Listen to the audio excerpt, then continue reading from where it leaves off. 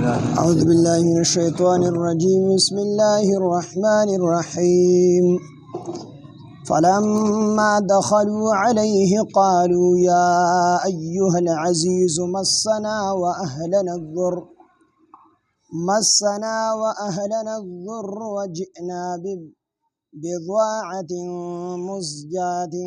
فأوف لنا الكيل وتصدق علينا إن الله يجزي المتصدقين صدق الله العظيم.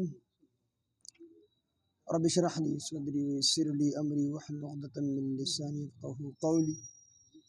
رب زدني علما سبحانك لا علم لنا إلا ما علمتنا إنك أنت العليم الحكيم. سورہ یوسف 11 سپارہ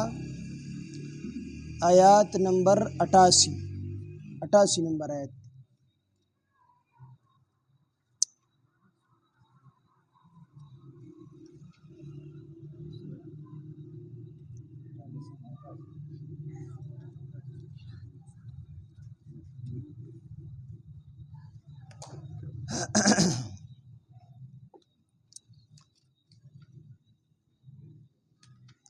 فلما دخلوا عليه قالوا يا أيها العزيز.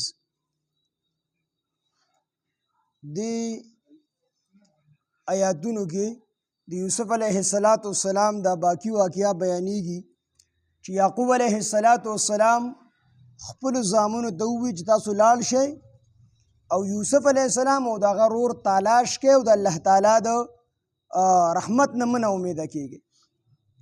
یا بنی اذهبوا فتحسسوا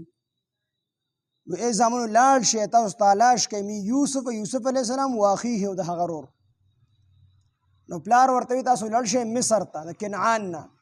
او یوسف علیه السلام تلاش کئ او د یوسف علیه السلام ورور بنیامین تلاش کئ.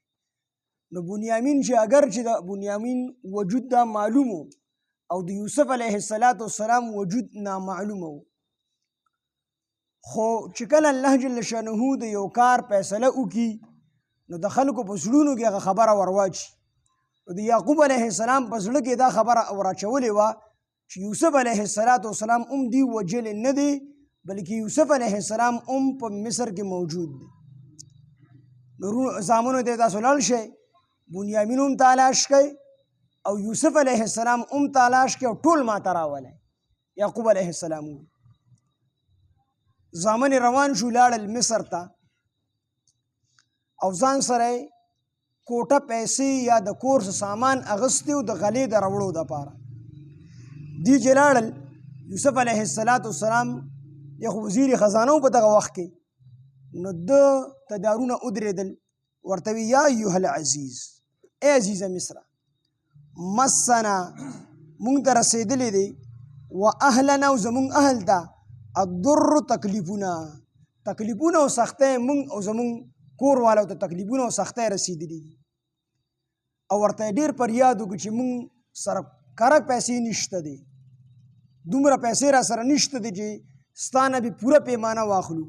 خو دا لږې یا دا کوټه پیسې واخله مونږ له پوره پیمانه راکړه. خپله عجزي خپله تواضع دا یې ورته بیان کړل. یوسف علیه السلام چې کله د دې وروڼو د عاجزۍ او د غریبۍ دې ته وکتل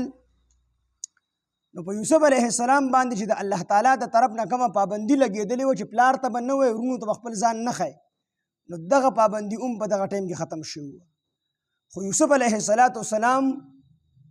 بیا خپله جړه کنټرول نه کړلی شوه او په جړا شو او دی د خپل ځان وښو. ورته وی تاسو د یوسف علیه السلام سره څه کړي دي؟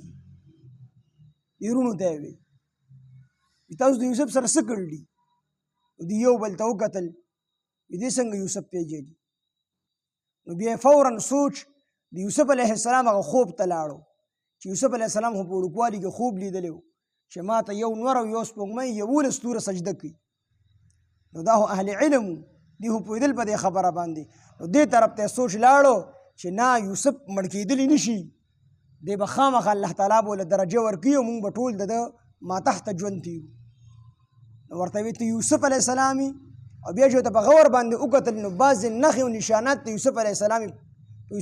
کې ولیدل، هغه یې وپېژندل دې وروڼو. ورته ته یوسف یوسف علیه السلام ته وفرمیل آو وی زه یوسف یم او دا زما ورور بنیامین. او تفسیر قرطبي او تفسیر مظهری د عبدالله بن عباس رضی الله عنهما د هغې په حواله یو روایت را نقل کړی، فرمایي چې د یعقوب علیه السلام عزیز مصر ته خط ولیکو. خط کې ورته ولیکل چې د طرفه د یعقوب چې دا زوی بن اسحاق بن ابراهیم، زه د یعقوب تا ته خط لیکم چې زه زوی د اسحاق علیه السلام یم او هغه زوی د ابراهیم علیه السلام دی. ای عزیز مصر زه تا ته دا خط لیکم چې موږ ته ډېر تکلیفونه را رسېدلي دي او زما یو زوی و، زه په ډېر زیات خفه کېدم، ما ته ډېر زیات محبوب و. هغه رونو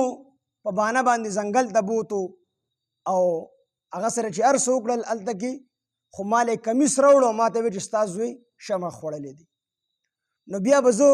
هغه خپل د هغې یوسف د هغه نوم و، د هغې یوسف بل ورور بنیامین، هغه ته زه به خوشحالېدم او د هغه غم به مې په هغه باندې غلطاو. نو ای عزیز مصر هغه رانه تا ونیول ته دې ګیر کو، ما 40 کاله په یوسف علیه السلام پسې جړا وکړله او تا رانه هغه بل بچی چې کوم دی ګرفتار دی کو. نو تا ته ښه پته ده چې زه یعقوب یم، زما پلار اسحاق علیه السلام پیغمبر، د هغه پلار ابراهیم علیه السلام پیغمبر، مونږ ټول شجره په شجره باندې پیغمبران را روان یو، مونږ نه په خپله باندې غلا کوو نه غله بچي راوړو. لہذا تا چې زما دا کوم بچی بنیامین په غلا کې نیولې د غلا نه ده کړی، ځکه مونږ غلا والا خلک نه یو، مونږ نه په خپله غلا کوو نه غله بچي راوړو، نه داسې بچي راوړو چې هغه غلا کوي. زما دا بچی را پرېږده،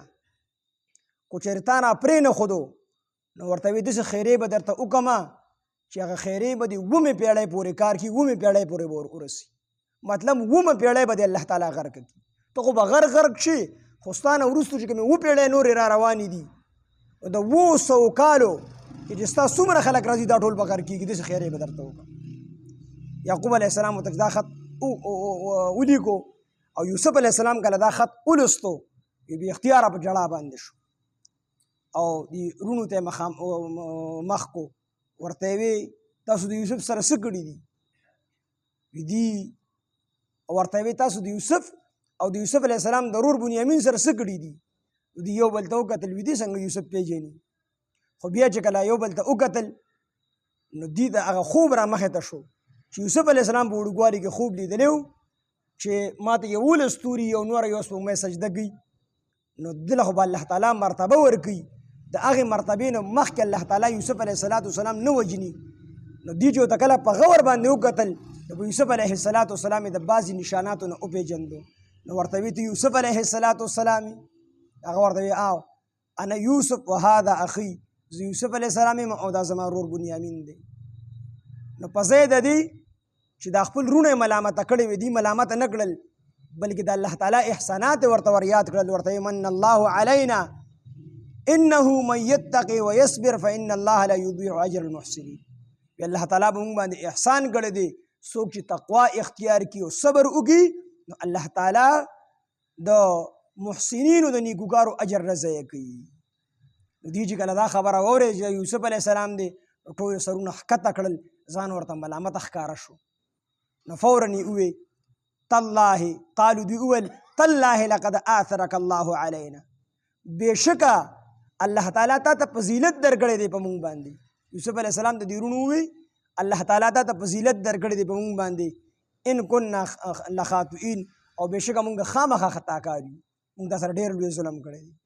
یوسف علیه السلام ورته جواب کې وفرمیل لا تثریب علیکم اليوم،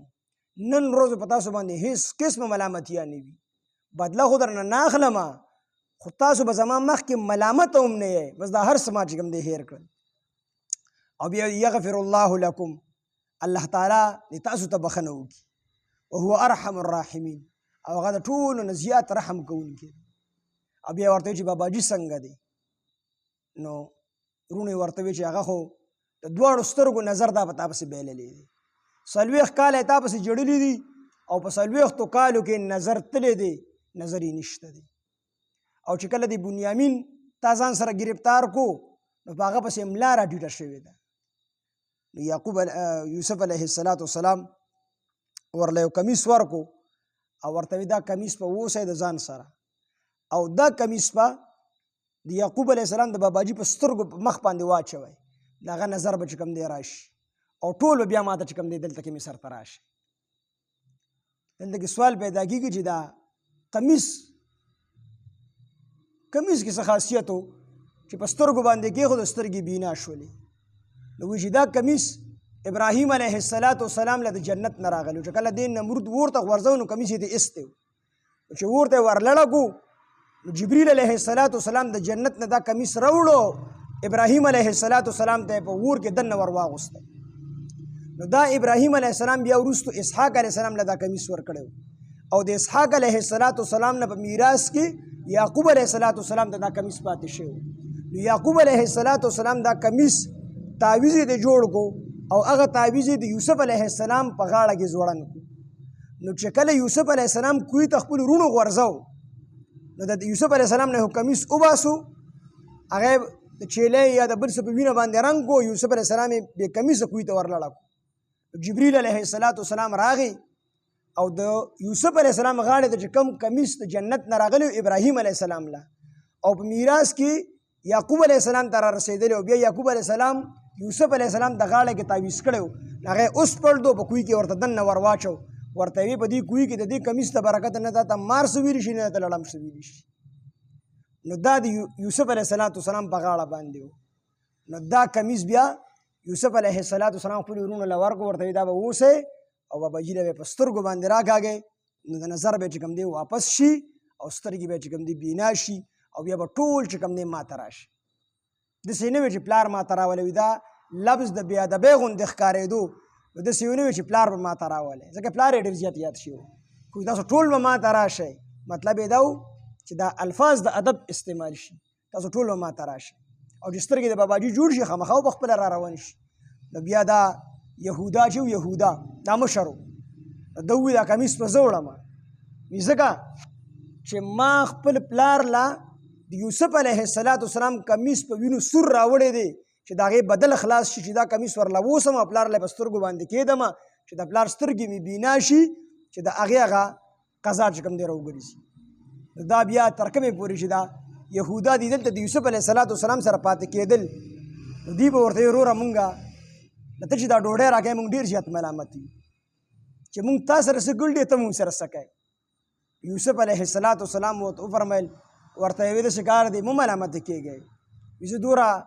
اوچت سړی نه یم. وایي زه هغه سړی یم دا ښار کې ټول خلک ما پېژني. زه هغه غلام یم چې زه په 100 روپۍ باندې خرڅ شوی یم. الله تعالی راله دا مرتبه راکړې او ورته وایي دې ټولو خلکو ته پته وي. دا خلک ټول وي چې سبحان الله دا غلام په 100 روپۍ خرڅ شوی دی او الله تعالی چې کوم دی وزیر خزانه جوړ کړو. مه ملامته ټول خلک ما پېژني چې زه غلام یم. زه په دې بد نه ښکارم. ښه ښکلې خوراک کوئ اسکاک کوئ پاتې کېږئ تر کومې پورې چې دلته رزقي او بیا به لړ شئ باباجي له به کمیس اوسئ او خپل ټول خاندان به ځان سره راولئ دلته به راځئ. نو بیا دوی ټول رالل او بیا په مصر کې آباد شوي. د دې شان نزول کې هم دا و چې د نبي علیه السلام نه سوال یهودیانو کړی و. مشرکین مکه ورته سوال خولی مشرکین مکه ورته سوال خولی چې تاسو به د ده نه دا تپوس کوئ د نبي علیه السلام نه چې بني اسرائیل دغه نه چې کوم دی شام نه مصر ته ولې راغلي. نو دا د دکې وجې راغلي و چې یوسف علیه السلام هلته بیا بادشاه شو وزیر خزانه شو بیا وروستو بادشاه شو د مصر. نو دا خپل ټول بني اسرائیل یعقوب علیه السلام ټول اولاد د 12 زامن دا ټول چې کوم دی دلته راوغوښتل. نورو بیا سبا بیان کړو انشاءالله. فلما دخلوا پس هر کله چې دوی داخل شو علیه په ده باندې یعنې په یوسف علیه السلام باندې قالو نو دوی وویل یا ایها العزیزو ای عزیز مصر مسنا رسیدلی دی مونږ ته و اهلنا او زمونږ کور والو ته الضر ډېر تکلیفونه وجئنا او مونږ راوړي دي وجئنا او مونږ راغلي یو مونږ راوړي دي ببضاعة سرمایه مزجات کوټه سرمایه مو راوړې دومره پیسې را سره نشته دي پیسې کوټه دي دا په بازار کې نه لګي خو په دې باندې مونږ له پوره پیمانه راکړه. او یا نو دا سو د دې سره وړو نو بعضې مبصرین وایي چې دا کوټه پیسې دي راوړې وي چې په بازار کې نه لګېدلې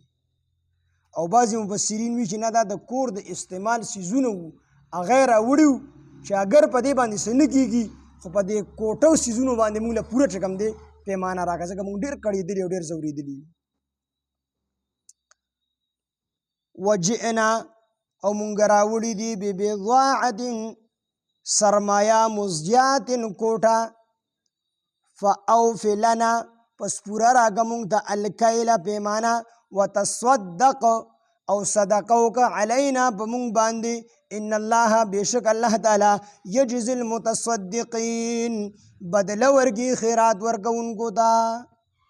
وتصدق علینا صدقه وکړه په مونږ باندې صدقه وکړه دلته سوال پیدا کېږي چې صدقه دا په پیغمبر ذاتګانو باندې نه کېږي د دې لپاره حرامه ده نبي علیه السلام به هدیه قبلوله خوړه به یې په خپله هم په خلکو به یې هم خوروله صدقه به نبي علیه السلام اغستله خو په خلکو به یې خوروله په خپله به یې نه خوړله نبي علیه السلام به صدقه په خپله نه خوړله نو د دې چې دی وی چې موږ له صدقه راکړه د بادشاه نه نو یو خو دا چې صدقه هم د پیغمبر ذاتګانو دپاره حلاله نه ده حرامه ده دویمه دا چې دوی سوال وکړو چې موږ له صدقه راکړه نبي یوسف علیه السلام په کار دی چې ورته ویلي چې تاسو دپاره خو سوال حرام دی سوال خو هم حرام دی او بیا د پیغمبر ذاتګانو دپاره د پیغمبر بچي هغه به سوال کوي د دې یو جواب دا دی چې دې صدقه نه غوښتله وتصدق علینا لفظ د صدقې استعمال دی خو په خپله حقیقي معنی کې نه بلکې د دې معنی دا چې زمونږ رعایت وکړه د صدقې معنی په خپله حقیقي معنی کې صدقه نه ده بلکې تعبیر ته په صدقې سره شوی دی خو نور حقیقي معنی د دې څه ده رعایت کول دي چې زمونږ رعایت وکړه او دویم جواب یې دا دی چې صدقه د نور شاید چې د نورو پیغمبرانو باندې جایزه وه خو دا زمونږ د پیغمبر محمد صلی الله علیه وسلم خصوصیت دی چې نبی علیه السلام او د نبی علیه السلام چې څومره اولاد دی نو هغوی باندې صدقه دا چې کوم دی حرامه ده نو شاید چې د نبی علیه السلام خصوصیت دی نورو باندې حلال او صرف زمونږ د پیغمبر صلی الله علیه وسلم په شریعت کې دا حرامه ده دا دواړه جوابونه دی شو ان الله فاوف لنا الکیل پس پورا راکړه مونږ ته پیمانه وتصدق علینا او صدقه وکړه په مونږ باندې ان الله بېشک الله تعالی یجزي المتصدقین بدله ورکي خیرات ورکوونکو ته دعا یې ورته ونه کړله ځکه دې ته تر دغه وخته پورې دا پته نه وه چې دا عزیز مصر چې دا مسلمان دی او که نه دا پته نه یوسف علیه السلام دی که نه نو داسې ورته نه چې الله تعالی تعالی دې بدله درکوي خو الله تعالی خیرات ورکوونکو ته بدله ورکوي قال یوسف علیه السلام وفرمیل هل علمتم آیا تاسو ته معلومه ده ما هغه څه فعلتم چې تاسو کړي دي یوسف علیه السلام سره واخیه او د هغه ورور سره اذ انتم په هغه وخت کې جاهلون چې تاسو جاهلان وای قالو دوی ورته وویل انک لانت یوسف آیت انک آیت یوسف انک لانت آیا بشک تو یوسف علیہ السلامی قال یوسف علیہ السلام فرمایل انا یوسف بشک یوسف یما وهذا اخي او دا زمارور دی قد من الله په تحقیق سره احسان کړی دی الله تعالی علینا په مونږ باندې انه من یتقی بشک هغه څوک چې تقوا اختیار کی و یصبر او صبر وکي فان الله بشک الله تعالی لا یضيع اجر المحسنین نزایږي اجر د نیکوګارو ورته وی دا زیمه او دا زمارور بنیامین دی هغې د سره د ده تپوس کړی وي ته یوسف یې په کار د یوسف علیه السلام ویلو چې او زه یوسف یم نو دی د تاکید دپاره وفرمیل چې زه یوسف یم او دا زما ورور بنیامین دی چې دې پوخ یقین راشي چې دا یوسف علیه السلام دی قالو دوی وویل تالله په الله تعالی قسم لقد آثرک الله په تحقیق سره تا ته فضیلت درکړی دی الله تعالی علینا په مونږ باندې وان كنا لخاطئین اگر چې بېشکه مونږ خامخا خطاکارو. قال یوسف علیه السلام وفرمیل لا تثریب علیکم اليوم هیڅ ملامتیا نشته دی علیکم په تاسو باندې الیوم نن ورځ یغفر الله لکم بخنه دې وکړي الله تعالی لکم تاسو ته وهو ارحم الراحمین او هغه د ټولو رحم کوونکو نه زیات رحم کوونکی دی. اذهبوا تاسو اوسئ بقمیصي زما قمیص هذا دا یعنی دا قمیص فالقوه تاسو ور وغورځوئ علی وجه ابي په مخ زما د بابا جان یأتي بصیرا نو شي به هغه بینا سترګو واله به شي نظر به راشي. واتوني راولئ ماته باهلکم خپل کور والا اجمعین ټول خپل ټول کور والا راته راولئ.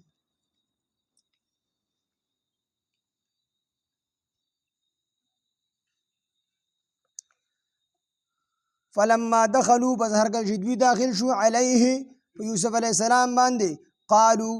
دوی وفرمیل یا ایها العزیز اے عزیز مصر مسنا مونږ ته رسېدلي دي و اهلنا او زمونږ کور والا الضر تکلیفونه او سخته وجئنا مونږ راوړي دي ببضاعت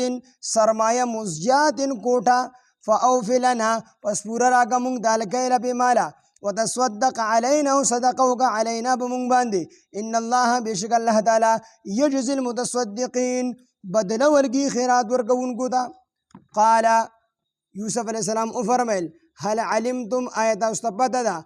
تاسو معلومه دا ما هغسو فعلتم چې تاسو کړي دي بيوسف يوسف عليه السلام سره واخيه ورور د هغه سره اذ انتم جاهلون په هغه وخت کې تاسو جاهلان وي. قالوا دوی وویل أئنك لأنت يوسف آيات يوسف عليه الصلاة والسلام. قال يوسف عليه السلام أفرميل أنا يوسف يوسف ما وهذا أخي ودا زمارور دي قد من الله علينا فتحقيق سرا احسان کړی دی الله تعالی علینا بمون باندې انه من یتقی بشک هغه څوک چې تقوا اختیار کی ويصبر او صبر وکي فان الله نو بشک الله تعالی لا يضيع اجر المحسنين نزهږي اجر د نیکوکارو. قالوا دوی وویل تالله بالله تعالی قسم لقد آثرك الله فتحقیق سره تا ته فضیلت درکړی دی الله تعالی علینا په مونږ باندې وان كنا اگر چې مونږه لخاطئین خامخا خطاکار. قال یوسف علیه السلام وفرمیل لا تثریب علیکم اليوم نن ورځ په تاسو هیڅ ملامتیا نشته دی یغفر الله لکم بخنه دې وکړي الله تعالی تاسو ته وهو ارحم الراحمین او هغه د ټولو نه زیات رحم کوونکی دی. اذهبوا تاسو اوسئ بقمیصي زما قمیص هذا فالقوه دا ور وغورځوئ علی وجه ابي په مخ زما د باباجي یأتي بصیرا نو شي به هغه بینا واتوني راولئ ماله باهلکم خپل کور والا اجمعین ټول. سبحان الله بحمده سبحانك اللهم بحمدك نشهد ان لا اله الا انت نستغفرك ونتوب اليك. سبحان ربك رب العزة عما يصفون وسلام على المرسلين والحمد لله رب العالمين. آمين برحمتك.